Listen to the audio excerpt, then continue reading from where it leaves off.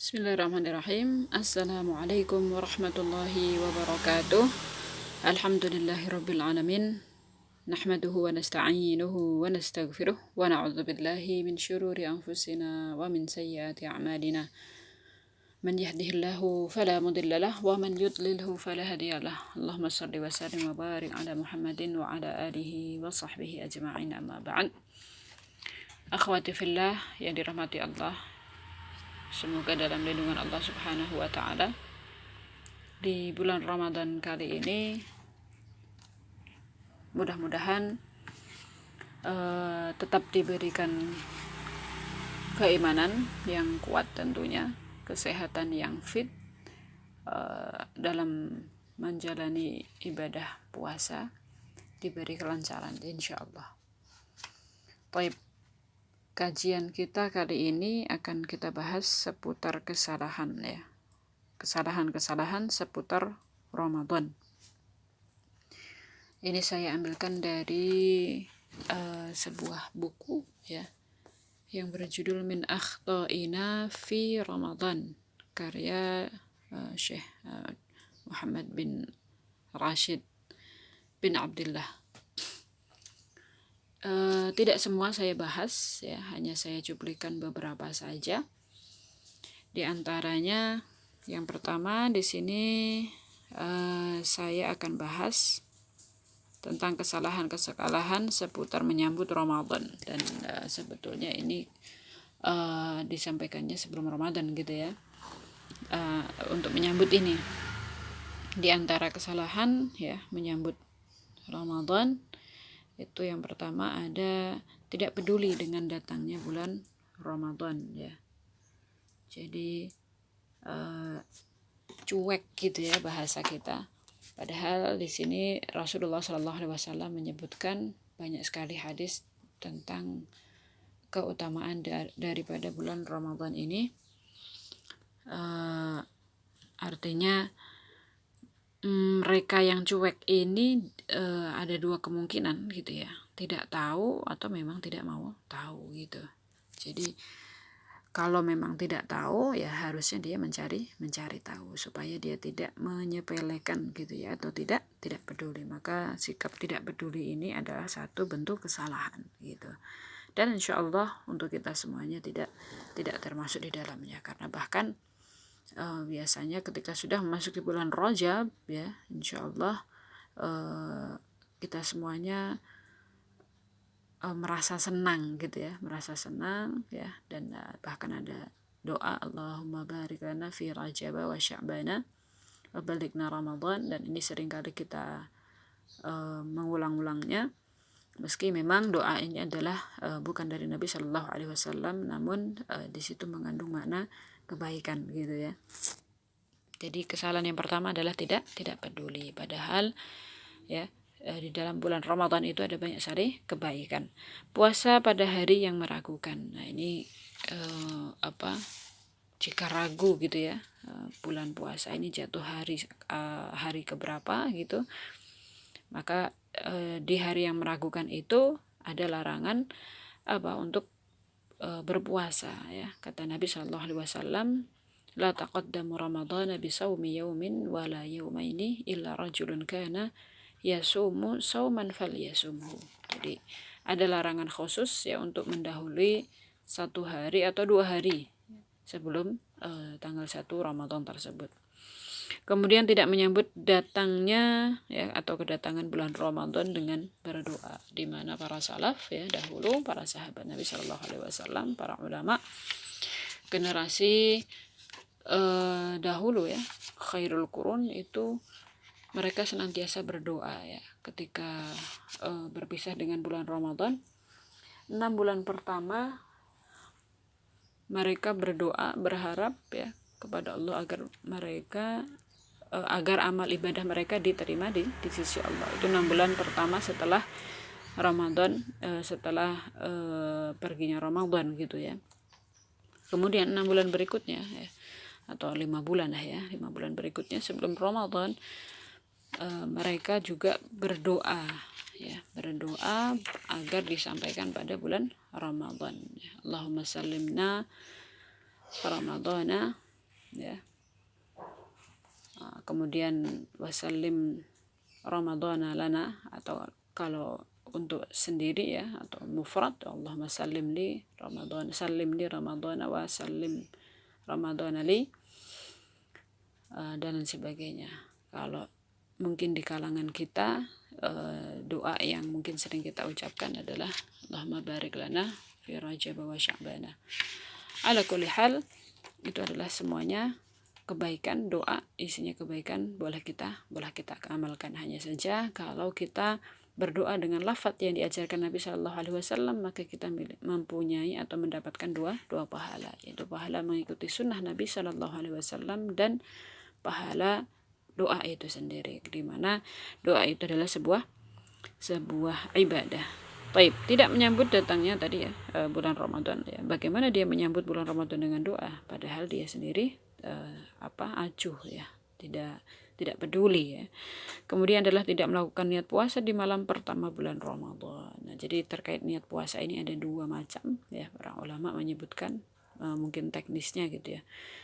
Jadi boleh diniatkan di awal pertama kali malam pertama kali datang pertama bulan Ramadan, dia niat bismillah saya niat puasa 30 hari ke depan atau 1 bulan ke depan, karena terkadang 1 bulan itu bisa jumlahnya 29 hari, ada yang berjumlah 30 hari. Jadi dia niatkan 1 bulan ke depan insya Allah saya berpuasa di siang harinya.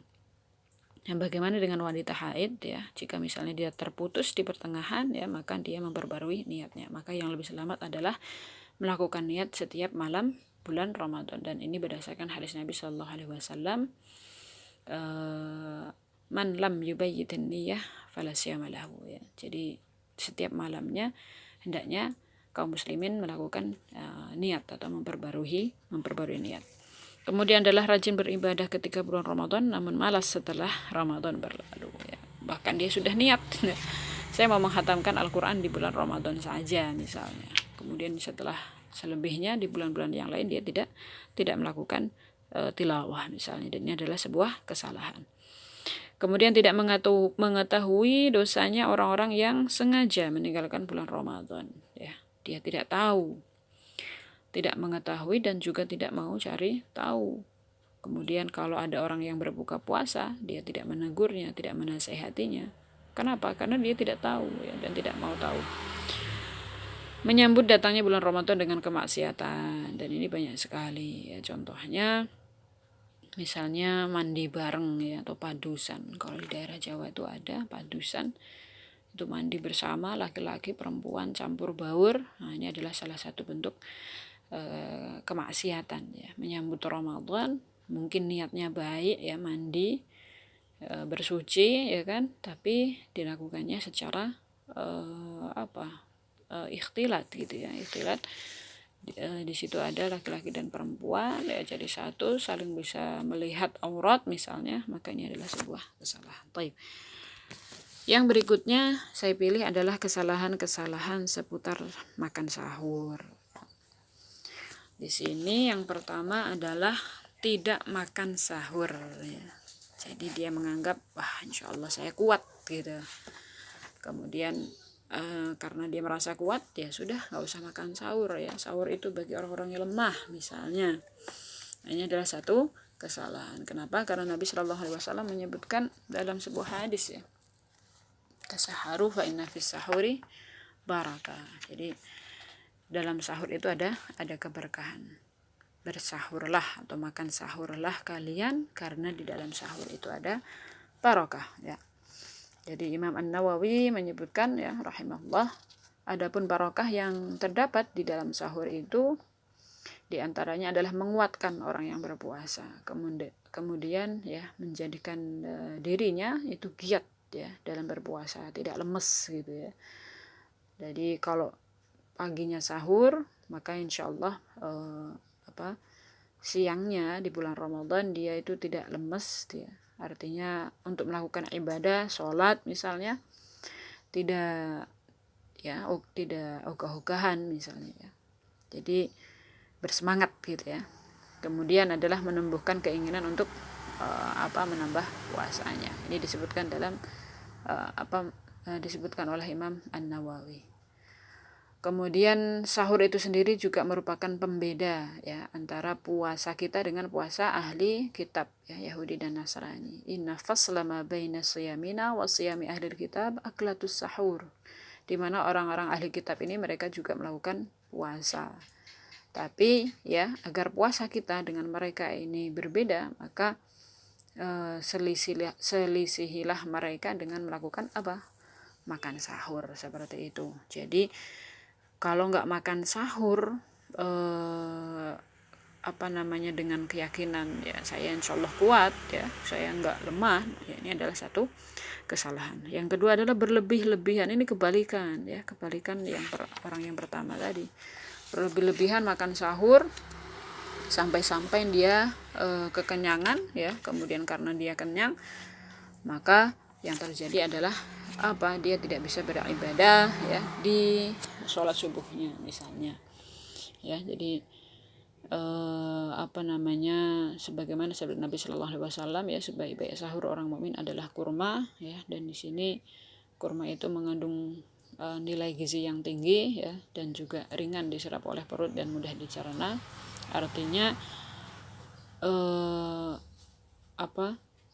makan sahur ya, misalnya dia berlebih-lebihan ya, apa aja dimakan, roti, sayur ya, daging semuanya dimakan, kemudian dia meninggalkan sunnah Nabi Shallallahu Alaihi Wasallam, maka itu adalah satu kesalahan ya. Artinya makan sahur pun juga tidak boleh berlebih-lebihan. Kemudian selalu mengakhiri sahurnya dengan air dan menjadikan sebuah keharusan ya. Tapi kalau dia tidak sampai harus ya, maksudnya biasanya kalau habis makan sahur gosok gigi, ada yang semacam nyangkut ya di tenggorokan, ya diakhiri dengan minum air putih, maka ini tidak menjadi sebuah kesalahan. Yang menjadi kesalahan itu kalau misalnya punya keyakinan gitu ya, harus nih minum air putih di akhir ya, sebelum misalnya adzan subuh ya. Atau dia mengamalkan hadis Nabi Shallallahu Alaihi Wasallam ya, tasaharu walau bijur'atin min ma'in ya, bersahurlah kalian walau hanya dengan seteguk air. Nah, maksud daripada hadis ini bukan berarti saat sahur itu harus diakhiri dengan minum air putih ya, tetapi anjuran untuk makan sahur meski hanya minum seteguk air ya, untuk dalam rangka menyelisihi ibadahnya para ahli kitab tadi ya. Jadi tidak harus ya diakhiri dengan minum.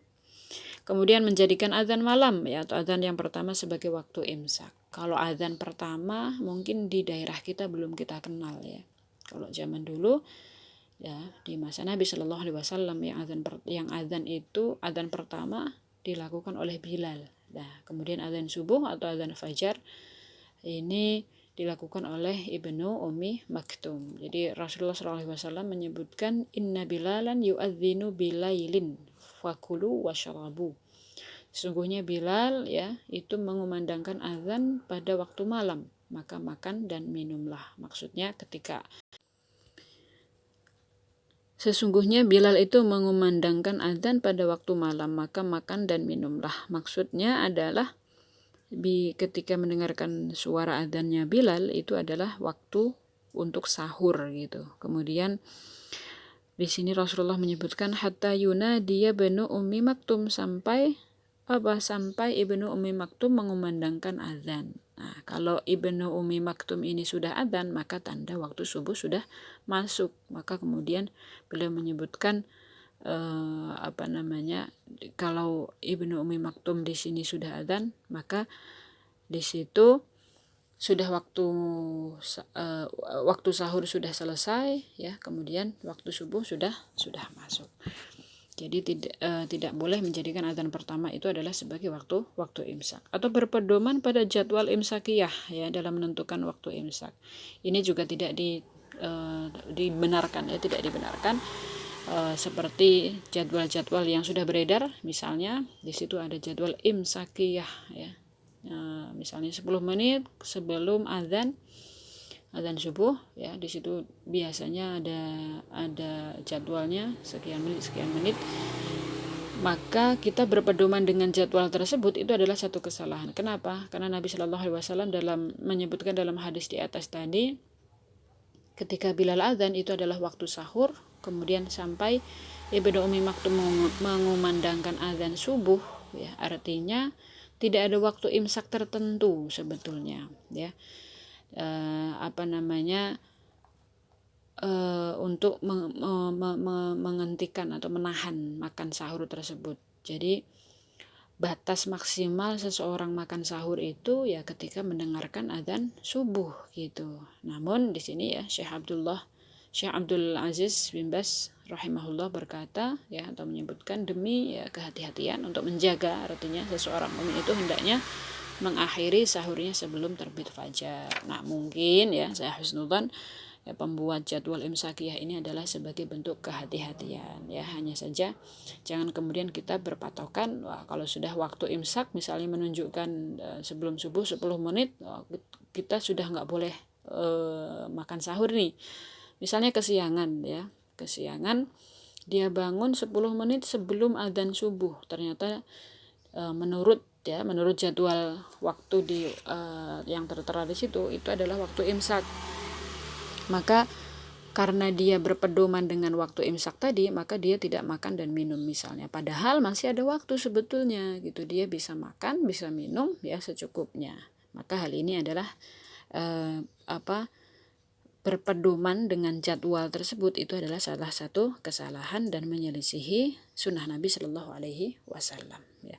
Kemudian yang terakhir di sini adalah tidak melakukan sholat subuh setelah makan sahur. Mungkin ini berkaitan dengan berlebih-lebihan makan sahur tadi ya. Jadi makan sahurnya berlebihan, kemudian dia kekenyangan, kesulitan, ya yang pada akhirnya membuat dirinya ngantuk dan sebagainya, ya atau malas ya. Kemudian subuhnya terlewat. Ini adalah berkaitan dengan seputar sahur. Yang berikutnya adalah kesalahan-kesalahan pada siang hari di bulan Ramadan. Ya, melupakan zikir pagi. Mungkin biasanya habis sholat subuh tilawah sebentar tidur ya, atau bahkan habis sholat subuh langsung tidur ya sampai terbit matahari, kemudian dia terlewat zikir paginya.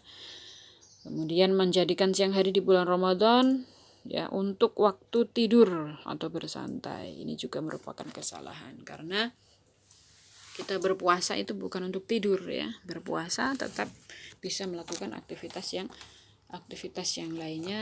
Maka hendaknya seorang muslim ketika berpuasa ya hendaknya tidak bermalas-malas gitu ya. Jadi ada ungkapan yang menyebutkan tidurnya seorang yang berpuasa itu adalah ibadah misalnya ya. Maka ini adalah tidak tepat ya. Jadi yang dimaksud ibadah itu adalah daripada dia bermaksiat gitu. Jadi kalau dia misalnya terbangun dalam keadaan terjaga, kumpul-kumpul, ghibah dan sebagainya, maka tidurnya dia itu lebih baik. Tapi bukan berarti tidurnya itu adalah dinilai sebuah ibadah gitu. Jadi tentu seseorang yang berpuasa diisi dengan tidur terus ya, atau dengan di sisi lain orang yang berpuasa dia melakukan aktivitas pada umumnya kemudian dia beribadah juga ya, membaca Al-Quran dan lain sebagainya, maka itu adalah tentu lebih baik ya. Mengakhirkan waktu sholat zuhur dan asar karena tidur ya, karena tidur terus tadi ya. Jadi seolah-olah tidak ada semangat dalam beribadah, menyia-nyiakan waktu ya. Salah satunya adalah dengan tidur tadi. Bahwasanya puasa itu bukan alasan seseorang untuk tidak melakukan ibadah ya. Dan menyia-nyiakan waktu ini terlebih di bulan Ramadan, maka adalah satu hal yang keliru gitu. Karena suatu hari nanti ya, di akhirat ya, seseorang itu akan ditanya an umrihi fima afnah ya, tentang usianya ya, dihabiskan untuk apa saja. Kalau dihabiskan untuk tidur, maka ini adalah salah satu perbuatan yang sangat merugikan. Yang terakhir, mengucapkan kata-kata keji dan kotor ya, atau berbohong saat berpuasa. Misalnya beli gorengan, dia ngambil 5 ya. Karena sekarang gorengan Masya Allah lagi naik gitu ya, karena disebabkan ya bahan pokoknya. kemudian dia menyebutkan, wah saya tadi ngambil 4 ya. Nah, maka perbuatan ya atau bohongnya dia tadi memang tidak membatalkan puasa dia, tapi dia mengurangi puasa dirinya, mengurangi pahala ya, mengurangi pahala puasa yang dia lakukan. Maka hendaknya kita ya menjauhi hal-hal yang semacam ini ya, berkata keji, ngumpat ya, atau mencela ya, dan kata-kata kotor yang lainnya. Yang terakhir di sini saya sebutkan adalah kesalahan-kesalahan seputar berbuka puasa ya, berlebih-lebihan dalam berbuka puasa, mungkin balas dendam gitu ya bahasanya. Ini adalah salah satu bentuk kesalahan. Jadi puasa itu jika kita niatkan lillahi ta'ala ya, maka ketika berbuka pun ada kegembiraan. Jadi bukan ajang ya, bukan ajang kita balas dendam ya. Tadi saya sudah puasa, sudah menahan diri dari makan minum ya, dan ini adalah bentuk ketidaksyukuran kita kepada Allah Subhanahu wa taala gitu ya, karena dia tidak bersyukur ya, padahal Allah menyebutkan la in syakartum la azidannakum. Jadi dia bersyukur ya, Allah jadikan syariat puasa ini untuk kaum muslimin ya, yang kemudian dia beribadah lillah gitu, bukan kemudian dia beribadah setelah itu dia balas dendam ya dan lain sebagainya. Tidak berdoa saat berbuka puasa ya, padahal waktu-waktu tersebut adalah waktu yang mustajab ya, atau ketika selesai makan ya dia tidak berdoa ya, padahal Nabi SAW selalu berdoa ya, memuji Allah Subhanahu wa taala, Allahumma barik lana fihi wa at'imna khairan minhu ya, dan doa-doa yang lain, Allahumma alhamdulillahilladzi at'amani hadza wa razaqanihi min ghairi halin minni wala quwwah ya, dan doa-doa yang berisikan kebaikan, memuji Allah Subhanahu wa taala atas nikmat yang diberikan. Kemudian menunda berbuka puasa ya, merasa kuat, saya sholat maghrib dulu gitu ya, nanti bukanya nanti habis sholat maghrib. Ini juga termasuk salah satu kesalahan. Tidak mendoakan orang lain ya, yang memberikan makanan untuk berbuka, ini termasuk sifat tidak bersyukur ya kepada manusia ya, atau tidak bersyukur dengan yang sedikit ya. Man lam yaskurin nas lam yaskurillah ya, orang yang tidak bisa bersyukur, berterima kasih kepada orang lain, maka bagaimana dia berterima kasih kepada Allah gitu ya, kepada sesama saja dia tidak mengucapkan terima kasih atau tidak bersyukur. Allahumma at'im man alladzi at'amana gitu ya, Allahumma at'im man at'amana wasqi man saqana. Di antara doa ya, kita mendoakan mereka yang memberikan makan berbuka ya, atau ya kalau ini doa umum ya, orang yang memberikan makanan kepada kita, Allahumma at'im man at'amana wasqi man saqana. Kemudian adalah banyak makan saat berbuka hingga mengakhirkan sholat maghrib, dan ini biasanya rentan terjadi ketika beracara buka bersama ya. Buka bersama boleh-boleh saja, namun jangan kemudian kita menelantarkan atau mengakhirkan atau bahkan tidak dikerjakan sama sekali karena sudah masuk waktu isya.